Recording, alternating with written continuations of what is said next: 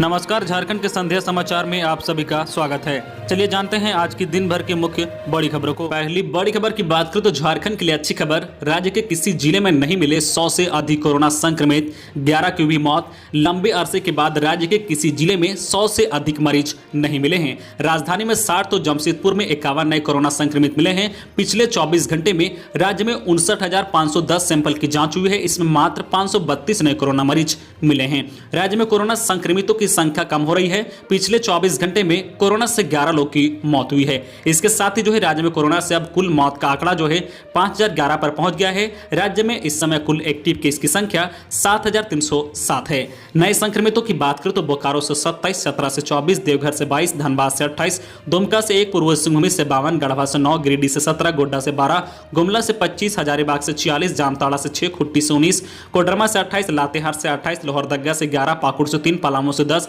रामगढ़ से 12, रांची से 60, साहिबगंज से 20, सरायकेला से 23, सिमडेगा से 49 और पश्चिम सिंहभूम से 15 नए कोरोना संक्रमितों की पहचान हुई है।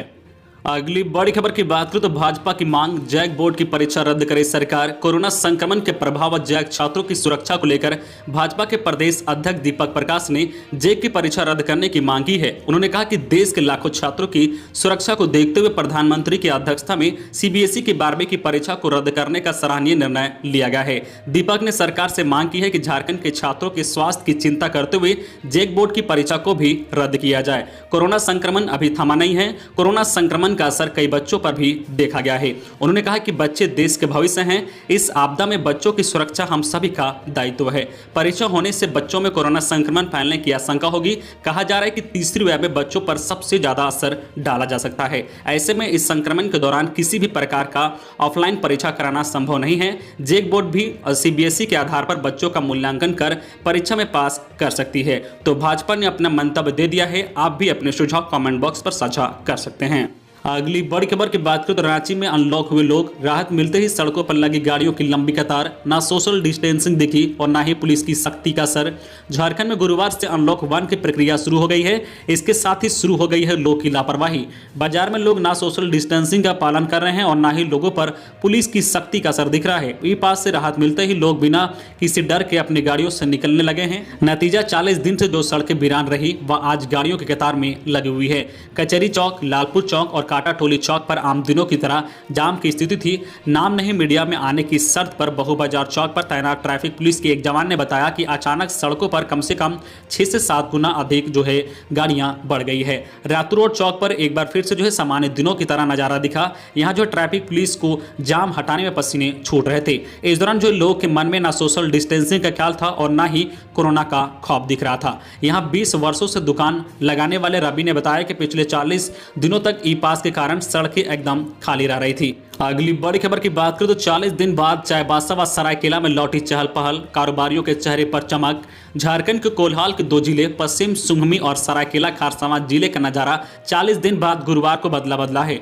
बाजारों में चहल पहल है तो कारोबारियों के मुरझाए चेहरे खिल गए हैं। सबों के चेहरे पर सुकून की सांसें एवं जहन पर यह भरोसा है कि जल्द ही सब कुछ पटरी पर लौट आएगा। कोरोना संक्रमण की दूसरी लहर को देखते हुए राज्य सरकार ने लगभग 40 दिन तक लॉकडाउन लगा दिए थे, जिसके चलते सभी दुकान कारोबार ठप हो गए थे। लेकिन वर्तमान समय में कोरोना संक्रमण पर काबू पाने के बाद वैसे जिले जहां संक्रमण का दर काफी कम है, अनलॉक 1 प्रक्रिया के तहत कपड़ा, जूता, स्टेशनरी समेत अन्य जरूरी दुकानों को खोलने का निर्देश सरकार ने दिया गया है।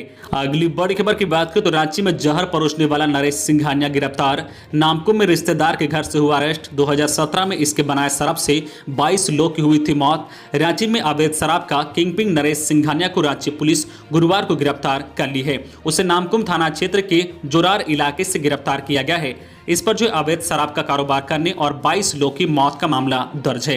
यह पिछले 4 साल से पुलिस को चकमा दे रहा था। रांची पुलिस के मुताबिक एसएसपी एसके झा को गुप्त सूचना मिली थी कि नरेश सिंघानिया अपने रिश्तेदार के घर नामकुम के जोरार आया है। जानकारी मिलते ही नामकुम थाना प्रभारी को अलर्ट कर दिया गया। इसके बाद प्लानिंग के साथ गुरुवार की सुबह इसके संबंधी के घर से इसे दबोच लिया गया है। खबरों में आगे बढ़ने से पहले आपसे रिक्वेस्ट है कि अगर आप चैनल को सब्सक्राइब नहीं किए हैं तो प्लीज चैनल को सब्सक्राइब करके बेल आइकन प्रेस कर दे, जिससे आपको झारखंड की हर छोटी बड़ी खबर का अपडेट आप तक पहुंचता रहे। चलिए बढ़ते हैं खबरों की ओर। अगली बड़ी खबर की बात करें तो विधायक बंधु तिर्की को मिला 4 जिलों का प्रभार। स्वास्थ्य मंत्री बन्ना गुप्ता ने विधायक बंधु तिर्की को 4 जिलों का स्वास्थ्य चिकित्सा से संबंधित विषयों का प्रभारी नियुक्त किया है। स्वास्थ्य मंत्री ने तिर्की को पत्र लिखकर इसकी जानकारी दी है। उन्होंने लिखा है कि कोविड-19 के वैश्विक महामारी में तिर्की के द्वारा किए जा रहे कार्यों से प्रभावित होकर रांची, पलामू, गढ़वा और लातेहार जिलों का स्वास्थ्य चिकित्सा से संबंधित विषयों के निदान के लिए उन्हें प्रभारी बनाया जाता है। अगली बड़ी खबर की बात करें तो हाई रिस्क ग्रुप सब्जी विक्रेता ध्यान दे, आधार कार्ड रखे साथ, जल्द लगेगी वैक्सीन। राजधानी में हाई रिस्क ग्रुप को वैक्सीन देने के लिए जल्द विशेष अभियान चलेगा। सब्जी दूध विक्रेता सहित रिक्शा, ऑटो रिक्शा व टैक्सी चालक सहित हाई रिस्क ग्रुप को प्राथमिकता के आधार पर वैक्सीनेशन कराने की तैयारी में जिला प्रशासन जुट गया है। इसके तहत नागा बाबा खटाल में अनाउंस कराकर सब्जी विक्रेताओं से कहा गया है कि वे अपना आधार कार्ड अपने साथ रखें। जल्द ही यहाँ वैक्सीनेशन कैंप लगाकर सभी को टीका दिया जाएगा। इसके अलावा अन्य सब्जी मार्केट व ऑटो स्टैंड आदि में भी वैक्सीनेशन कैंप लगाकर टीके देने की तैयारी चल रही है। 1 से 2 दिनों में सभी सब्जी मंडी में इसकी अधिसूचना दी जाएगी। अगली बड़ी खबर की बात करें तो शिक्षा विभाग के 516 करोड़ रुपए गायब।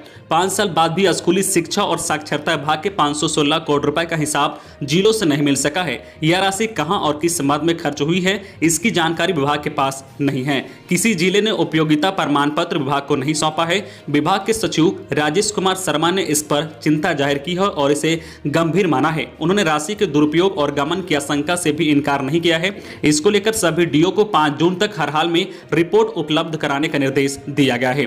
झारखंड शिक्षा परियोजना परिषद की ओर से जून 2016 से ही जिलों से समायोजित अग्रिम राशि की रिपोर्ट मांगी जा रही है, लेकिन अब तक नहीं मिल सकी है। सबसे ज्यादा रांची का 49.95 करोड़ और सबसे कम लोहरदगा का 5.71 करोड़ रुपए खर्च की जानकारी नहीं दी गई है।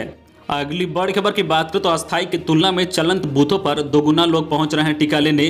कोरोना वैक्सीनेशन की रफ्तार तेज करने के लिए चलंत टीकाकरण अभियान की व्यवस्था की जा रही है।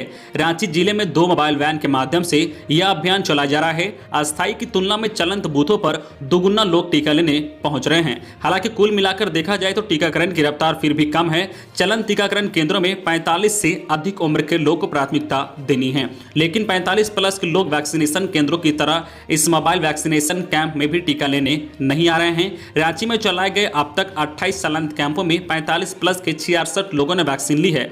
इससे पहले दिन 5 लोगों ने टीका लिया है। वहीं अस्थायी केंद्रों पर 45 प्लस के 30 लोग मुश्किल से टीका लेने पहुंच रहे हैं। अगली बड़ी खबर की बात करें तो धनबाद बोकारो के कॉलेजों के स्टूडेंट को राहत, बिना परीक्षा अगली कक्षा में होंगे प्रमोट।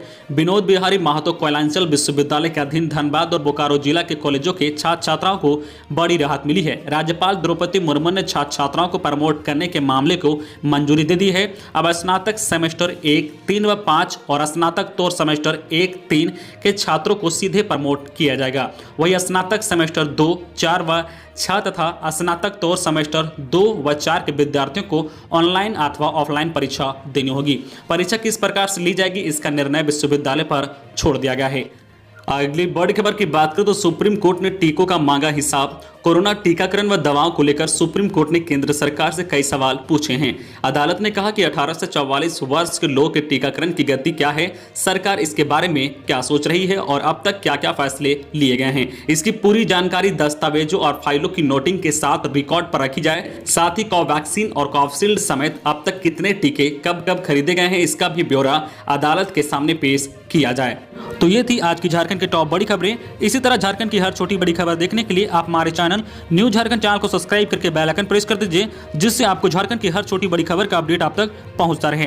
तो आज के लिए बस इतना ही, हमें दीजिए इजाजत, फिर मिलते हैं नेक्स्ट न्यूज में।